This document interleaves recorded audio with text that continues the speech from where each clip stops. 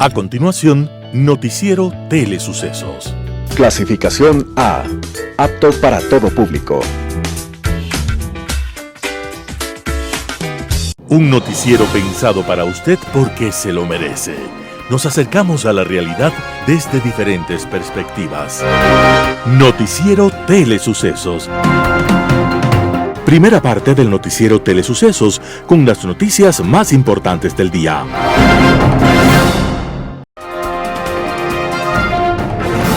Un día como hoy. Desde alguna remota fecha perdida en la noche de los tiempos, los hombres belicosos y temerosos, voraces, dominantes, inseguros, hemos insistido en desconocer el valor de la mujer. Las mitologías escritas y orales de todas las culturas han pretendido encontrar en la mujer la fuente de todos los males. Y a pesar de sometidas, perseguidas, marginadas, las mujeres han sabido levantarse, guiar, alumbrar y ser ejemplo. Un día como hoy, 8 de marzo de 1908, en Nueva York, un grupo de mujeres se encontraba dentro de una fábrica textil, reclamando lo elemental. A igual trabajo de los hombres, igual salario. La policía y los propietarios habían cerrado las puertas porque era la forma de amedrentarlas, de impedir su comunicación con el mundo exterior y de presionar el fin de la huelga. En un momento se desató un incendio. Las mujeres atrapadas pagaron con su vida el sueño de conquistar sus derechos. 129 quedaron para siempre entre las llamas. Hoy su sacrificio, su ejemplo y su memoria alumbran la lucha de las mujeres en el mundo y también de los hombres que entienden la igualdad humana como una meta digna de ser alcanzada. Las principales noticias del día. Titulares. La Asamblea Nacional no aprobó tratar respaldo a la fiscal Diana Salazar. Gobierno ecuatoriano pide formalmente negociar un acuerdo con el Fondo Monetario Internacional. Comisión de Fiscalización de la Asamblea convoca a María Josefa Coronel por caso Purga. En política internacional, estados fallidos. Los editoriales serán de Roberto Aguilar. Muentes halló su pinche ideal. Martín Pallares, ¿por qué Rafael Correa se convirtió en el mejor abogado de Nebot y Muentes? Noticias del día. Asamblea Nacional no aprobó tratar respaldo a la fiscal Diana Salazar. En la Asamblea Nacional faltaron 8 votos para incluir en el debate parlamentario una resolución de respaldo al trabajo de la Fiscalía General del Estado y su titular Diana Salazar Méndez a propósito de las investigaciones en el caso Purga. Para la sesión de este 7 de marzo del 2024, el legislador del Movimiento Construye, Paul Buestán Carabajo, planteó una moción para que sea incluido en el orden del día el debate de una resolución de respaldo a la Fiscalía y su primera autoridad. Respaldar el trabajo que en ejercicio de la acción penal pública viene ejerciendo Diana Salazar, fiscal general, y el equipo a cargo de esta importante investigación, ejecutando con integridad y valor para devolver el modus operandi de una estructura criminal que ha cometido los más graves delitos, según las evidencias encontradas, detalla el documento ingresado por Buestán a la Secretaría de la Asamblea. Con 103 asambleístas presentes, hubo 62 votos a favor de incluir en el debate esta propuesta de resolución, de los que se necesitaban 70. Otros 40 votos fueron en contra de incluirla. Hubo 34 ausencias y una abstención. La sesión 909 fue conducida por la vicepresidenta Viviana Veloz por disposición del presidente de la Asamblea Nacional, Henry Kronfle, quien cedió el manejo del pleno por tratarse de actividades relacionadas a la conmemoración del Día Internacional de la Mujer. En el caso Purga, la Fiscalía tiene indicios de un delito de delincuencia organizada en el que hay 12 sospechosos, de los cuales 9 guardan prisión preventiva. Gobierno ecuatoriano pide formalmente negociar un acuerdo con el Fondo Monetario Internacional. Ecuador discute oficialmente un acuerdo con el Fondo Monetario Internacional desde hace pocas semanas, así lo aseguró Yuli Kozak, portavoz del organismo multilateral, en rueda de prensa este 7 de marzo de 2024. En días pasados, El presidente de la República, Daniel Noboa, aseguró que espera cerrar un programa con el organismo multilateral en 2 meses. Además, señaló que espera financiamiento por unos $3.000 millones.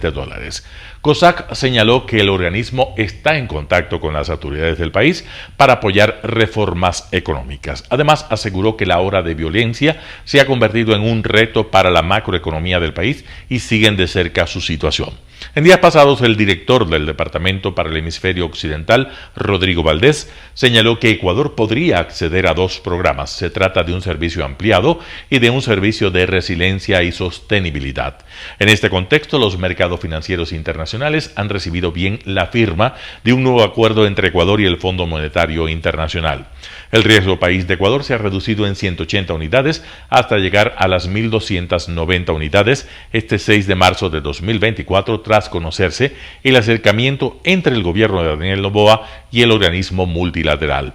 El riesgo país es un indicador que mide las posibilidades de pago de la deuda de un país y es elaborado por el banco estadounidense JP Morgan Chase & Corporation. Mientras más se incrementa, más suben las tasas de interés para acceder a créditos, tanto para el sector público como para el sector privado.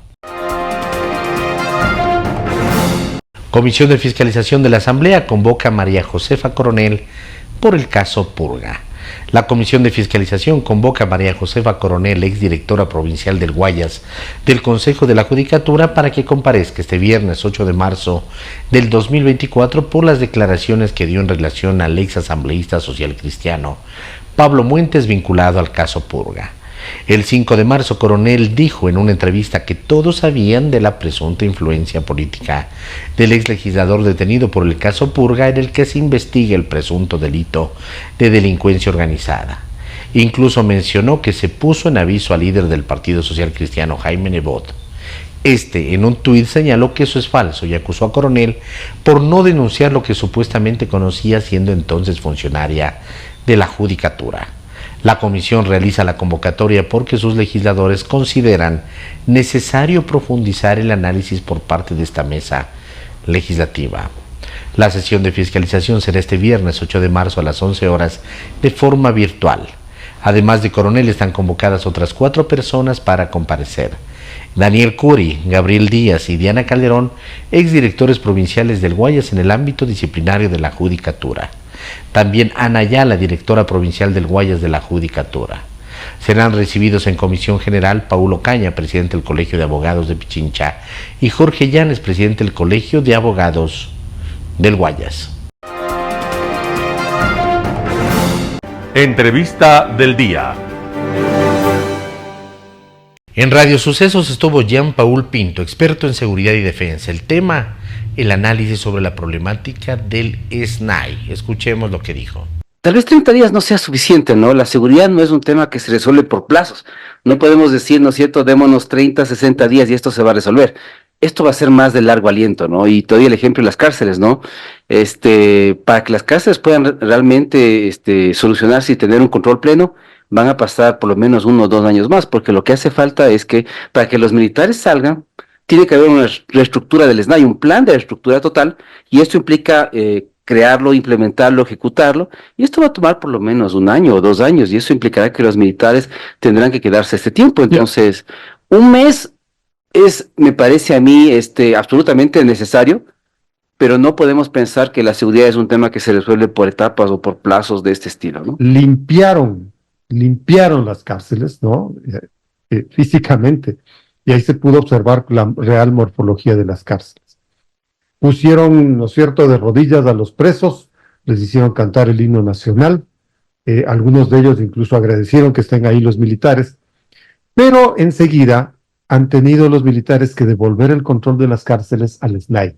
Y ahí es donde viene el problema, porque hay mucha gente que no cree en el SNAI, por una simple razón.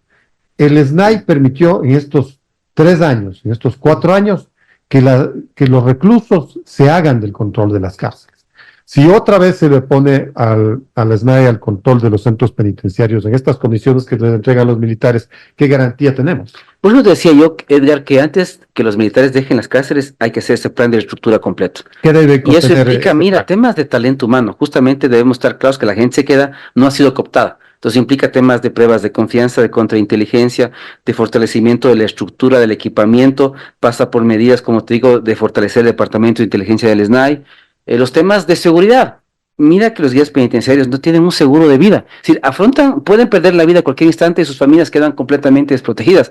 Entonces es un plan integral donde debe participar, mira, el sector privado, las universidades, los GATS. Entonces debe ser un plan ambicioso donde el Estado realmente haga una reestructura, una reingeniería del SNAI. Y cuando eso se esté implementando, ahí sí los militares de forma paulatina, por etapas, pueden salir de los centros. Pero como tú bien señalas, sería un error que el actual SNAI retome el control de cárceles, porque lo que vemos es que el dinero del narcotráfico es tan fuerte que la cooptación va a ser muy rápida y regresaremos al mismo sistema de antes. Esto es parte de un estudio que tú has realizado justamente sobre los desafíos que tiene el SNAI para hacerse cargo a través de las cárceles, ¿no? Y sería importante analizar en detalle estas problemáticas. Esta que acabas de señalar, ¿cuál debe ser el perfil de los guías penitenciarios? Poco menos que gente inmune a todo. Además, gente que tenga un buen nivel económico, pues para que no caiga en las tentaciones que le ponen en las cárceles. Gente además contemple, con valentía, porque en las cárceles se va a encontrar con mafias, con gente desalmada, que les van a amenazar. Y además el apoyo desde el Estado, porque ellos no pueden estar solos y sentirse solos sin el apoyo del Estado. Y es otro punto importante. Mira, las cárceles se manejan con dinero, con presupuesto. Si el Estado no asigna nuevo presupuesto, no importa cuántas cárceles nuevas hagamos, si no hay dinero de gestión detrás, los grupos criminales ocupan ese lugar y son los que financian todas las actividades. Entonces, además, mira, los guías penitenciarios deben ser objeto de contrainteligencia. ¿Esto qué implica? Hacer un seguimiento de ese servidor público de forma a ver justamente que no haya un cambio de estilo de vida, ni un patrimonio indebido, ¿no es cierto?, de comportamiento indebido. Entonces, hay una serie de acciones que hay que acompañar el trabajo de esa persona para que él sepa, por un lado, que siempre está controlado, y segundo, que no va a haber impunidad. El momento que él sea detectado con un comportamiento ilegal, será judicializado y encarcelado. Entonces, es un tema súper complejo y debe haber una estructura fuerte que apoye a estos guías, pero que también les controle y les supervise, porque, como te digo, el narcotráfico es tan grande que puede cooptarlo, y lo vemos en la purga, en la metástasis. No importa cuánto dinero tengas, Edgar, igual si eres un tipo codicioso y sin valores, vas a caer en este tipo de problemas. Entonces, la otra solución, mira, es decirnos, ok, podemos crear una nueva fuerza que se llame fuerza penitenciaria, que puede ser integrada por exmilitares, expolicías que quieran realmente dedicarse a eso, además de civiles, y formas una nueva entidad de seguridad que se dedica a las cárceles, porque como te digo, Fuerzas Armadas no tiene esa tarea, pero podríamos crear una cuarta fuerza integrada también por policías, etcétera, que se haga de forma especializada. Entonces esto implica un plan de carrera, formación, bienestar, salud mental. Mira que debe entrar también el tema de la psicología. Entonces, con eso te digo, Edgar, que es un problema multidisciplinario con varios actores locales que deben participar en este plan de estructura. Germán Rodas, coordinador de la Comisión Nacional Anticorrupción, habló acerca de la corrupción en el sistema de justicia en Ecuador. Veamos la nota. El país está conmovido, por decirlo menos, molesto, pero además sorprendido respecto de un tema que, si bien era conocido a voces, hoy puede tener una referencia muy concreta. Lo que ocurre en Guayaquil, en Guayas, de manera general, es la demostración de cómo los delincuentes tenían a su favor, cooptado para ellos, a su servicio, a jueces de alquiler, para que puedan hacer lo que se les ocurriera en función de atender las necesidades de los grupos de la corrupción. Esto es clarísimo, pero desde luego que hay quejas, y las hubo siempre, de muchas otras provincias: Manabí, Santo Domingo de los Áchilas, Los Ríos, Quimborazo, Pichincha. Sorteos amañados, sorteos organizados, entre comillas, sorteos para que atienda uno u otro juez una causa determinada o no. Creo que lo que se ha evidenciado en el país, por lo tanto, es que la función judicial desde hace muchísimo tiempo ha sido cooptada por la delincuencia organizada. Y hay dos tipos de delincuencia organizada, Milton.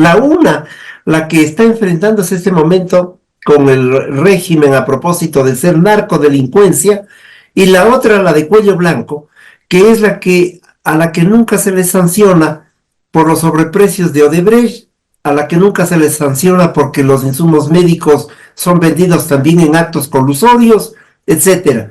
De tal manera que todos ellos han sacado ventaja de estos jueces de alquiler. Ahora, ya está comprobado cómo se ha infiltrado la justicia, no solamente por parte de la narcodelincuencia, sino por parte de la política. Además, que esto revela, lo que sí revela el caso Purga, es cómo un partido político determinado estaría detrás de lo que siempre se dijo, influencia en la justicia. Así es clarísimo. La distribución del pastel hace muchos años pasaba por esta circunstancia.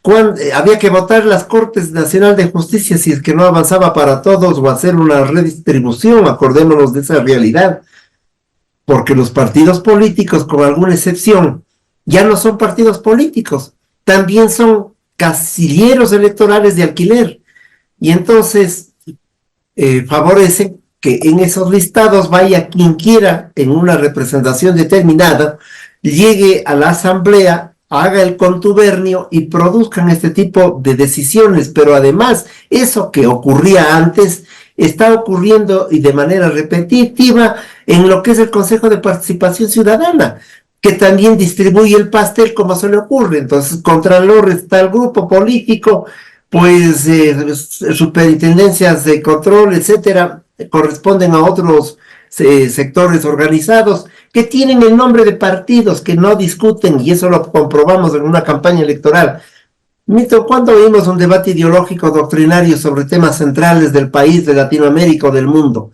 Lo que escuchamos son campañas eleccionarias en base a mecanismos de presentación del candidato para obtener ventaja y votos. Pueden estar en cualquier casillero, puede estar en el casillero de los conservadores como en el casillero de los comunistas, da lo mismo, si lo que se vende es el producto y no se venden ideas, no se promueven tesis ni reflexiones ideológicas. Y este es el resultado en todo el país. Nadie defiende ideas, teorías, lo que se defiende es el bolsillo y el bolsillo de los delincuentes que han tenido la viveza a través de los partidos o de manera directa de hacerse de la función judicial en este caso, porque es lo pertinente que estamos hablando. Pero esto ocurre con el resto del país, desgraciadamente. En Impacto Informativo, Javier Palacios, experto legal, habló sobre el tema del momento, el caso Purga. Veamos la nota. Estas bisagras entre Metástasis y el caso Purga. La más llamativa es Mayra Salazar, relacionista pública de la Corte Provincial del Guayas, muy vinculada con la presidenta de la Corte de ese entonces, Fabiola Gallardo, pero resulta que Salazar, a parecer pareja sentimental de Leandro Norero, ¿no? En el año 2022. Y ahí hay un relato de que es la propia doctora Gallardo lo que en algún momento buscó a Norero. Efectivamente, al parecer el relato, o al menos lo que exhibe Fiscalía, es que la doctora Gallardo, expresidenta de la Corte Provincial del Guayas, hace o busca un nexo con Norero para intentar favorecer a sus intereses. Pero yo creo que sí hay que asentarnos un poco en quién era Mayra Salazar, porque más allá de ser una pareja sentimental o de lo que se dice del narcotraficante Leonardo Norero, ella era una asesora comunicacional de la Corte Provincial del Guayas. Entonces no podemos señalar que después de los 3 años que dura la presidencia de la Corte Provincial del Guayas, yo le desconocía a la asesora comunicacional, o era una desconocida para la presidenta. Evidentemente hay un vínculo de cercanía, y lo que ella revela, lo que los chats de ella revelan, seguramente algo de causalidad tendrán, porque todo lo que ella va revelando se va cumpliendo en los procesos. Hubo un favorecimiento en el proceso judicial, y creo que eso es la clave, la pieza clave que va a permitir ir descubriendo más temas adicionales, ¿no? Recordemos que al parecer, de lo que entiendo, Mayra Salazar está en una especie de cooperación, o estará entregando información, o será de la información que le incautaron.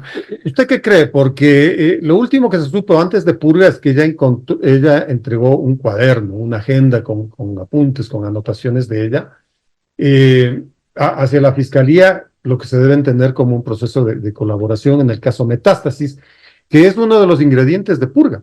Efectivamente, de allí se deriva Purga. Para mí está no necesariamente como una cooperadora eficaz, pero en un proceso de colaboración con la justicia, es decir, entregando todo para que se esclarezcan los hechos, porque al final del día, y Creo que eso debería ser lo que todos los procesados hacen, es entregar la verdad y tratar de buscar. Y de esta entrega de información se va desprendiendo esto, porque yo he escuchado que dicen que los chats son una interpretación de un policía sobre los hechos, y no funciona así. De donde se obtienen los chats, lo que se va haciendo es una conexión con los hechos de lo que ha pasado. Si bien todavía no están en una etapa probatoria, y hay una fuerte conexión entre los chats y los hechos que ocurrieron en el año 2023.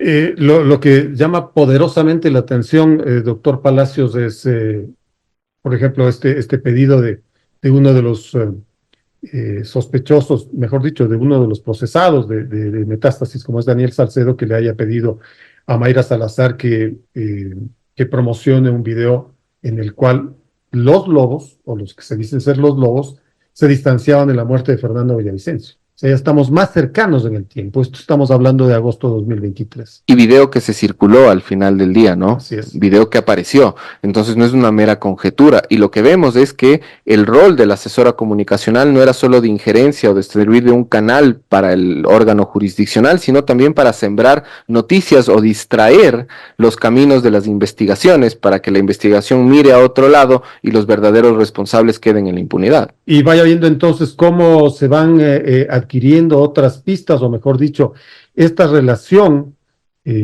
esta delincuencia organizada, va hacia otros casos, como es el de Fernando Villavicencio. Efectivamente, y parecería ser que el nexo de esta delincuencia organizada no es solo el narco, sino que detrás del narco hay políticos, y políticos que mueven los hilos de los procesos judiciales del narco, y luego también los hilos de la comunicación en el país para tratar de, lo que decimos, que en el Ecuador cada semana hay noticia. Al parecer las noticias se van generando a raíz de los políticos, que son los quienes intentan imponer una agenda. Un panorama de noticias para su estatura intelectual.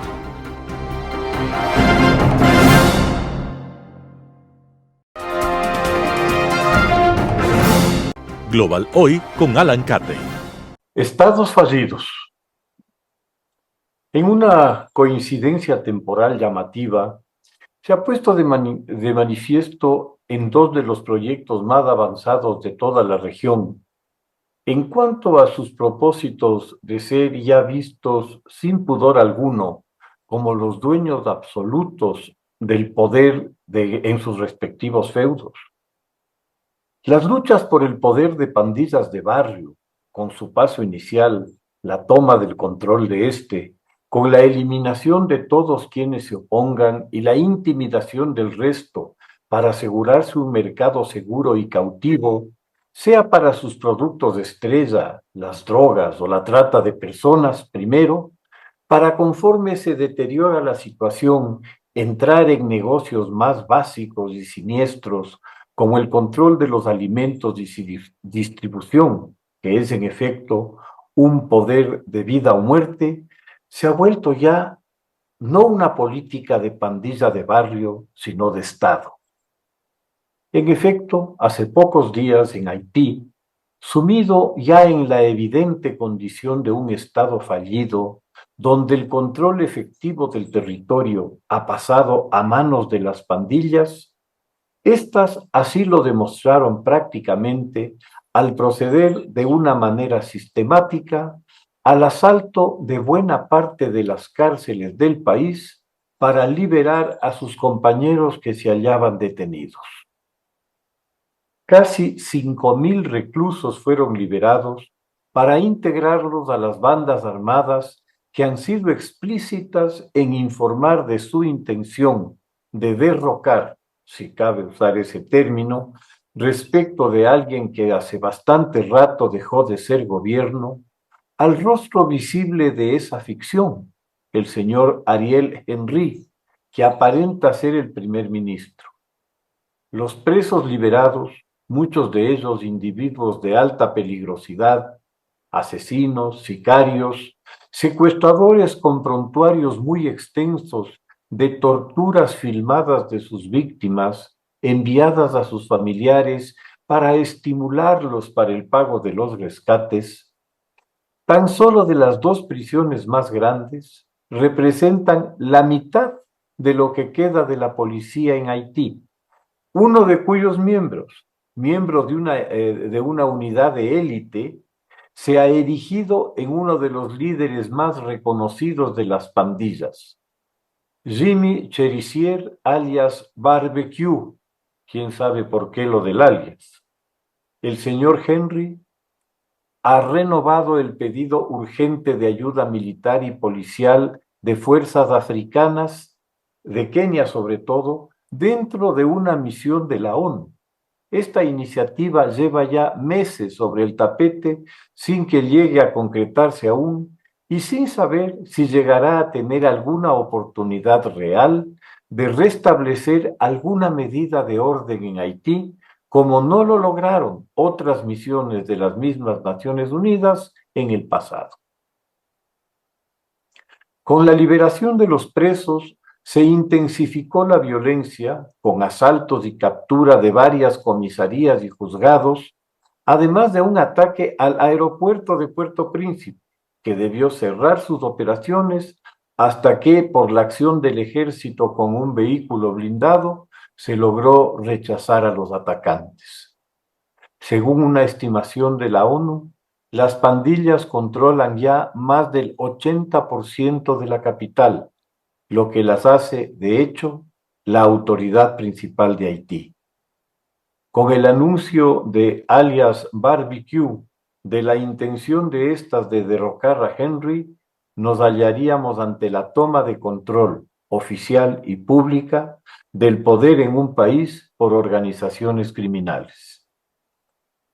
Mientras esto acontece en Haití, en el otro país donde continúa avanzando de manera más encubierta, esto sí, la consolidación de su propio proyecto mafioso, para en este caso mantener en la ex República de Venezuela, se terminó de armar el tinglado para la representación de la telenovela de unas supuestas elecciones en este año 2024, el 28 de julio próximo, en coincidencia con el cumpleaños de Hugo Chávez.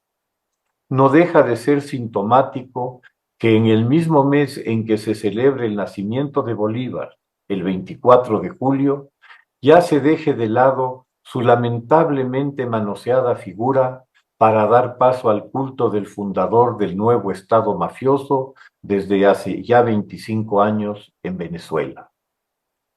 Las inscripciones de candidaturas deberán realizarse hasta el 25 de marzo, esto es, en 18 días, en un momento en que la práctica totalidad de los candidatos de la oposición se hallan impedidos por decisiones judiciales en un país donde el sistema de justicia es una mala broma, mero instrumento del poder de las mafias gubernamentales, para asegurar la imposibilidad de que cualquier candidato que tenga alguna posibilidad de derrotar a Maduro sea impedido de participar. Cuando la señora María Corina Machado, en la elección primaria realizada por la oposición, arrasó con más del 90% de los votos, como se dice por acá, marcó calavera. Inmediatamente, el obsecuente Poder Judicial la descalificó por las ya habituales y delirantes causales de unas supuestas conspiraciones o incitación a la violencia, tal como lo había hecho antes con Leopoldo López, Enrique Capriles, entre los más destacados líderes opositores, pero de ninguna manera los únicos. Queda claro, hasta para los miopes que además se niegan a ver la realidad, que la mafia gobernante se burló de nuevo, como quiso, de la ingenuidad rayana en la tontería de quienes creyeron en la palabra de Maduro en Barbados. No hay honor entre ladrones, que ojalá se lo entienda de una vez. Con sus promesas vacías como de costumbre, Maduro obtuvo la liberación de su hombre de confianza, Alex Saab, quien es la llave maestra de la administración del gran saqueo del país, además del levantamiento de algunos bloqueos para la venta de petróleo, recursos que le darán algo de oxígeno de lo que quede tras del reparto para las baratijas y regalitos de la campaña. Sus promesas de diálogo terminaron en una reunión intrascendente, sus compromisos de unas elecciones creíbles, en la inhabilitación de su principal amenaza y en la declaración expresa del mismo Maduro, tras dar por muertos los acuerdos de Barbados, de que la mafia se quedaría en el poder de buenas o de malas. Así se ha demostrado, con las detenciones arbitrarias de varias personas del entorno político de Machado, con las agresiones de los colectivos maduristas armados y motorizados, las SS del régimen, contra los mítines y concentraciones de la oposición, con el encarcelamiento de Rocío San Miguel, destacada activista de derechos humanos, justo antes de que la Corte Penal Internacional deseche la pretensión del régimen venezolano de que se suspenda el proceso que se lleva adelante contra Venezuela por crímenes de lesa humanidad en dicha corte que pueden terminar en condenas contra los más altos cargos del gobierno. La detención de San Miguel, dados los antecedentes del régimen venezolano, se la debe leer como la captura de otro rehén para una eventual negociación futura, como las que le han permitido liberar al propio Saab y a los narcos sobrinos de Cilia Flores. Para cerrar con estilo su mensaje, el régimen ha bloqueado la señal de la Deutsche Welle, una de las más prestigiosas agencias de prensa del mundo. El sainete está montado y el libreto escrito. Es indiferente la opinión de nadie. Ellos tienen las armas y la voluntad de usarlas, tal como los pandilleros haitianos. Asistimos al descenso de 2 estados fallidos a la condición de estados mafiosos. Siempre es bueno ver la realidad y llamarla por su nombre. Muchas gracias. Editorial. Muentes halló su pinche ideal, artículo de Roberto Aguilar publicado en Diario El Expreso.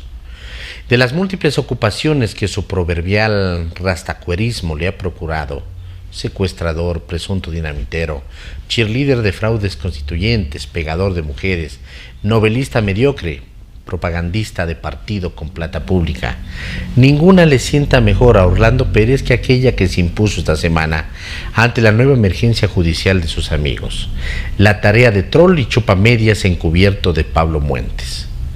Pero si nacieron el uno para el otro, no más vístase al primero con el pringoso delantal de sanduchería porcina, que ya es seña de identidad del segundo. El delantal debe ser de caucho, con salpicaduras de sangre, churretes de grasa y bolsillo doble para escamotear los vueltos de la vista del cliente, y será imposible distinguirlos. Esto de ver a los correístas jugándose por Muentes es el hallazgo más conmovedor, más tierno, más risueño de cuantos ha aportado el escándalo del caso Purga. El silencio del nepotismo en las horas posteriores al operativo policial contrastó con la irrefrenable alaracla correísta de la cual hizo parte un imaginativo tuit de Orlando Pérez, muy en el estilo del expresidente prófugo, es decir, plagado de palabras entrecomilladas. Las comillas son, desde Joseph Goebbels, el signo de puntuación de los canallas para crear realidades paralelas. Véase el capítulo sobre el uso de comillas en el Tratado sobre el lenguaje nazi de Víctor Klemperer. Asimismo, el nebotista Alfredo Serrano abría un compás de espera. Conforme avance el proceso y se precisen públicamente las acusaciones, actuaremos en consecuencia. Anunció que era como decir, vamos a ver cuánto sabe la Fiscalía para decidir qué hacemos. Pérez ya tenía una culpable insólita, la expresidenta del Consejo de la Judicatura del Guayas, María Josefa Coronel, la que sancionó al primer juez que falló a favor de Fito, la que cerró las puertas a las exigencias de Javier Muñoz, el cómplice de Wilman Terán, hoy preso con él para imponer nombramientos y mover jueces según las conveniencias de Muentes y sus amigos, la que previno a Jaime Nebot, él lo niega, claro, sobre las trafacías de Muentes para controlar la justicia penal en beneficio propio y de los socios mafiosos de los amigos de Pérez, por quienes él es capaz hasta de en concertarse en el delantal de caucho del sanduchero porcino. La María Josefa Coronel, a quien terminaron echando de la judicatura por esas causas, con la anuencia de jueces y políticos, y a quien Muentes puso un juicio penal ridículo que seguramente pensaba ganar con plata de por medio. ¿Por qué la culpan? Porque está a mano y porque alguna vez opinó, como todo jurista sensato en el país y el mundo, que el haber emitido un mandato constituyente que priva a los isaías de su derecho de acceder a la justicia era una barbaridad pura y dura.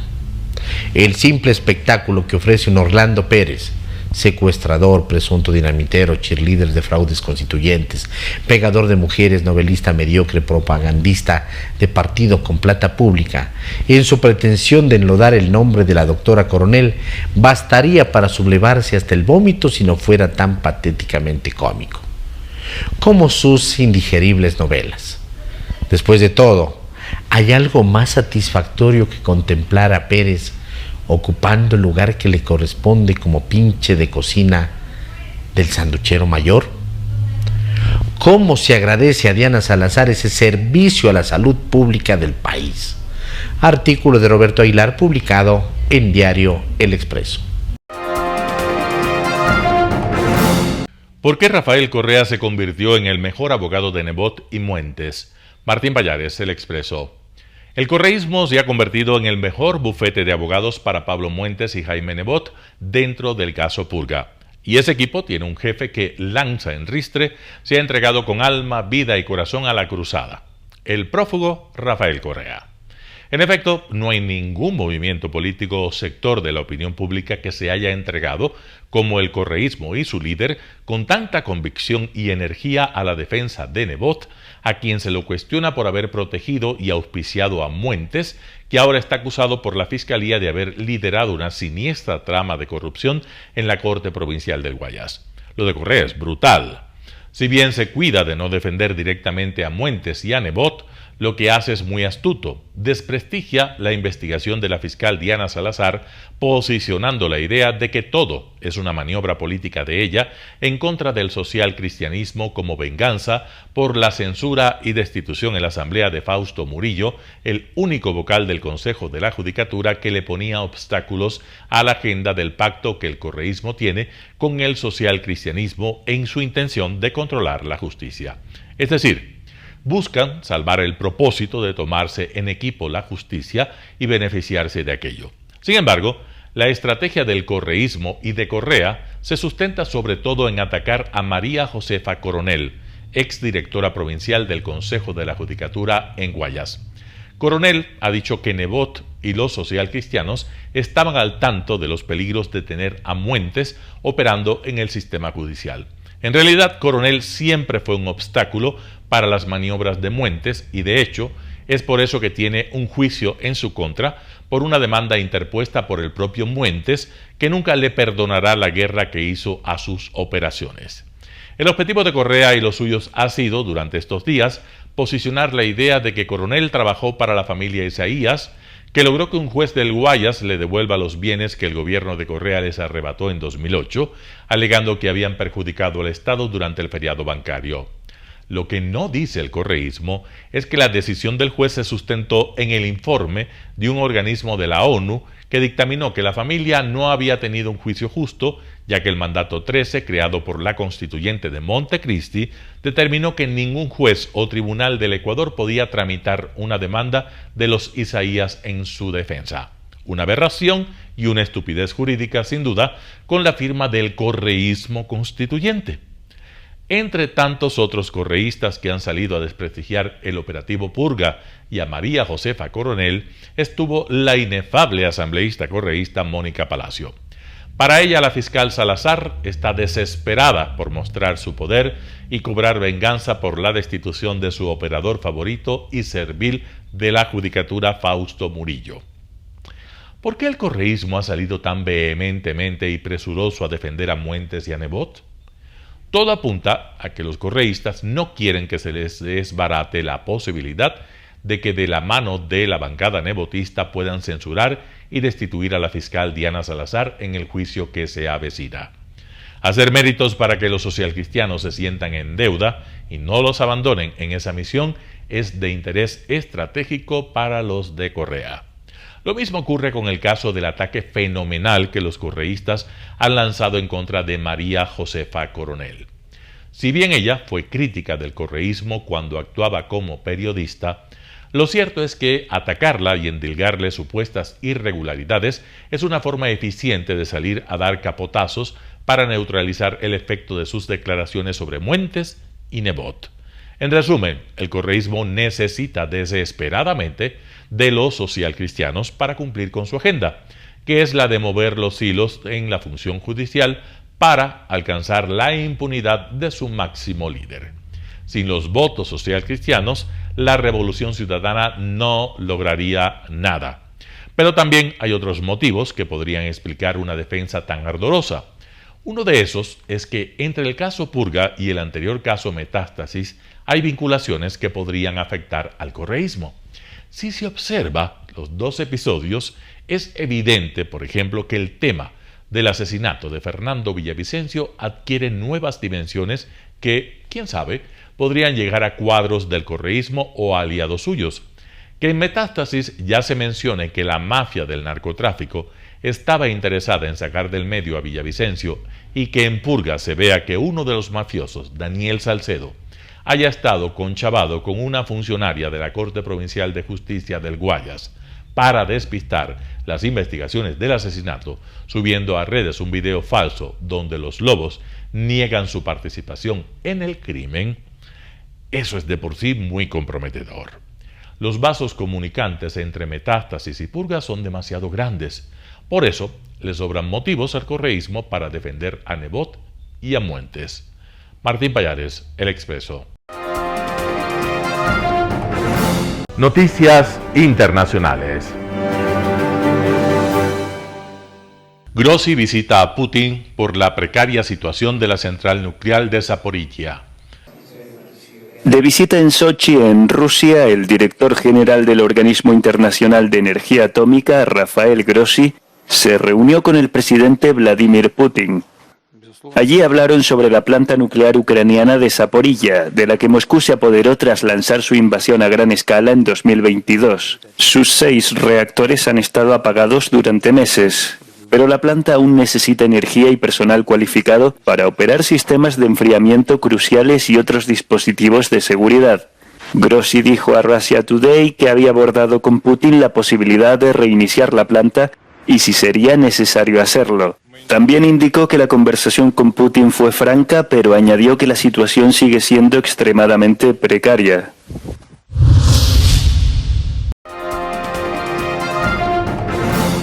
No cesa la ola de violencia en Haití, primer ministro permanece en Puerto Rico. La persistente ola de violencia en Haití no da tregua. El líder de las pandillas que desencadenaron el terror en Puerto Príncipe desde el pasado fin de semana lanzó una amenaza de guerra civil para presionar la renuncia del primer ministro Ariel Henry. El portavoz del Departamento de Estado señaló que Estados Unidos no pidió la renuncia al primer ministro de Haití. No lo estamos presionando para que renuncie, pero sí lo instamos a que acelere la transición hacia una estructura de gobierno. El embajador de Haití en Colombia, Jean-Marie Etzil, apuntó que la crisis que atraviesa la nación caribeña se debe a la mala gestión de Henry, que el pasado martes intentó infructuosamente volver a su país y debió pernoctar en Puerto Rico. Se había ido a Kenia para ir a buscar ayuda, digamos, de policía, pues en Kenia, los grupos armados ilegales se unen para impedir que el primer ministro entra en el país. Sondra McCollins, abogada representante de los 17 colombianos presos en Haití, implicados en el magnicidio del presidente Jovenel Moïse en 2021, solicitó el resguardo de sus vidas y su traslado a Colombia o Puerto Rico, a raíz de los cientos de desplazados y muertos que ha dejado este conflicto. Estamos haciendo las gestiones pertinentes ante la Comisión Interamericana de Derechos Humanos con unas medidas cautelares. La ONG Médicos Sin Fronteras estima que el 80% de Puerto Príncipe está controlado por grupos criminales. Jair Díaz, Voz de América.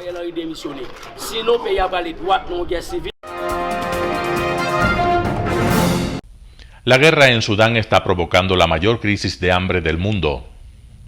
La guerra empuja a Sudán a la hambruna. Cerca del 40% del país está devastado por el conflicto y afronta una crisis humanitaria extrema por la escasez de agua, alimentos y medicinas.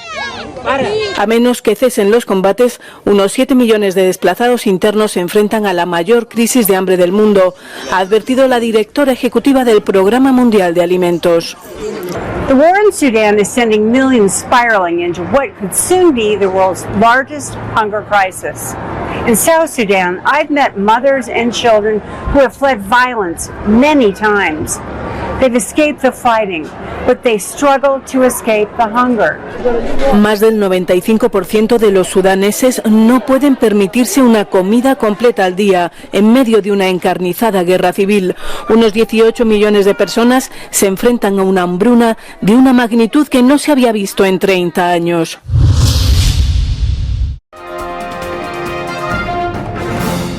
Crece la presión internacional sobre Israel para abrir más corredores humanitarios. Crece la presión internacional sobre Israel para abrir más corredores humanitarios.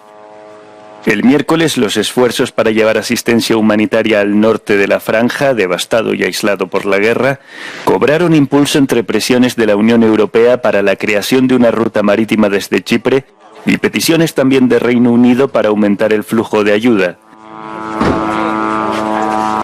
Desde Naciones Unidas, fuentes médicas describieron el horror que se vive en Gaza. It's tragic. I've been in different missions. This was for the most terrible and horrific that I've seen in my life. And I believe that the humanity of each one of us to do something to stop this. You guys heard it in TVs and everything, but honestly, we lived every single day for 13 days in Gaza, and it wasn't easy. Desde el comienzo de la ofensiva israelí sobre Gaza en octubre, alrededor del 85% de los gazatíes han tenido que huir de sus hogares y el hambre acecha casi toda la población de más de 2 millones de personas. La ONU dice que 1 de cada 6 niños menores de 2 años en el norte de la franja sufre desnutrición aguda.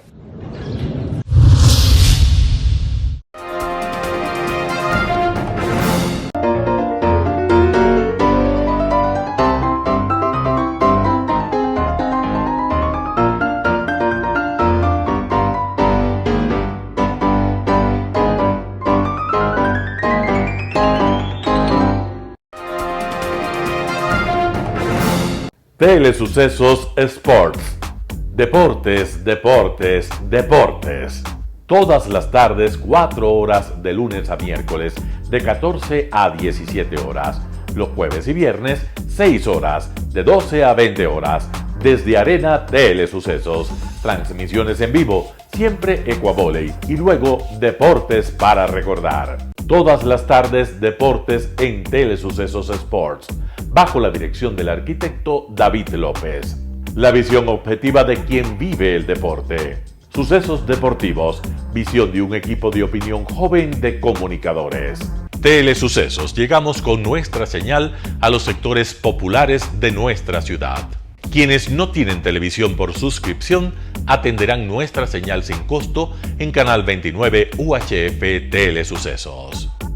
Siempre ecuatorianos, resaltamos nuestra identidad. El básquet, esgrima, tenis de mesa, taekwondo, box y muchos deportes más en Telesucesos Sport, sin costo desde la comodidad de su hogar en Telesucesos Canal 29. Arena Telesucesos es una importante y funcional edificación cubierta dispuesta para la práctica y desarrollo de eventos del Ecuavoley. La transmisión de Telesucesos se podrá sintonizar además a través de Claro TV Canal 43, TV Cable Canal 73 y en redes sociales Facebook Live Telesucesos Quito y YouTube Telesucesos HD. Si deseas asistir a los encuentros en vivo de Ecuavoley, comunícate con nosotros a los números de teléfono 2021-224 o al 0989-973-725. Ven con tu familia y amigos a vivir la emoción del Ecuavoley. Emoción sin límites los días jueves y viernes desde la comodidad de su hogar. Resaltamos nuestra identidad como ecuatorianos iniciando transmisiones en Telesucesos del Ecuavóley, que representa, luego del fútbol, el deporte más popular de nuestro país y el que practican los ecuatorianos residentes en muchos países del mundo. Nuestra señal será transmitida en directo por televisión abierta en la ciudad de Quito y a través de las redes sociales a todo el país, así que llegará a Estados Unidos, España e Italia, creando a través del Ecuavóley un nexo fraterno entre ecuatorianos y entre los inmigrantes de nuestro país. Anuncie en Telesucesos Sport y llegue con nosotros a lo más importante del deporte popular. Telesucesos, con sus transmisiones, jerarquizará esta práctica deportiva, convocando importantes competencias de Ecuavóley dentro y fuera del Ecuador. Llegando con deportes no atendidos por los medios de comunicación que han concentrado su acción en el fútbol. El tenis, box, golf, racquetball llegarán a su pantalla de televisión en tiempo real a través de Canal 29 UHF, competencias que podrán ser atendidas a través de Facebook, YouTube y vivir los encuentros deportivos en directo y en tiempo real. Esté atento a nuestros horarios especiales de transmisión los fines de semana y feriados. Usted y su familia disfrutarán desde la comodidad de su hogar de las emociones del Ecuavóley, deporte tan nuestro. Somos inéditos y para ello disponemos de un escenario cubierto propio, Arena Telesucesos, desde donde transmitimos nuestros encuentros masculinos y femeninos de este deporte.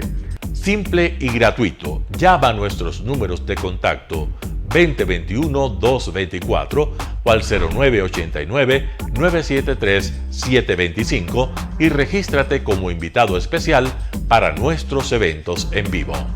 Arena Telesucesos, el escenario cubierto para la práctica del deporte 100% ecuatoriano, el Ecuavóley. Telesucesos es un canal de televisión que incorpora a su programación manifestaciones culturales y deportivas que marcan la identidad de nuestro país. Consideramos que el Ecuavóley es una manifestación deportiva con partida de nacimiento popular y nombre propio ecuatoriano.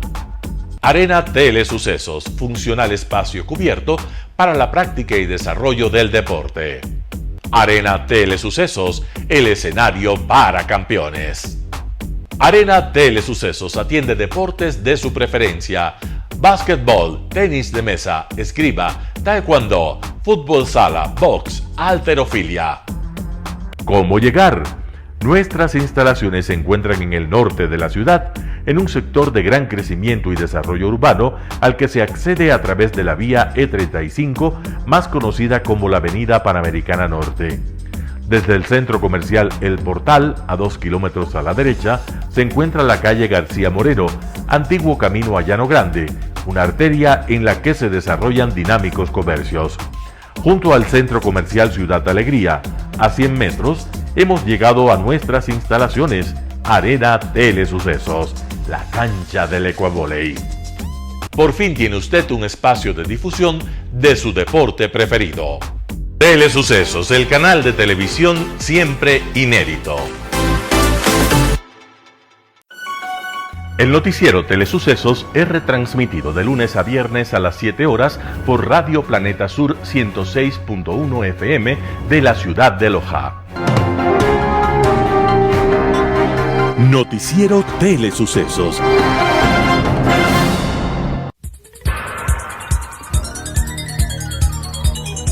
Las opiniones vertidas en este espacio por la producción y dirección del programa son de exclusiva responsabilidad de sus autores y de quienes intervienen en ellos.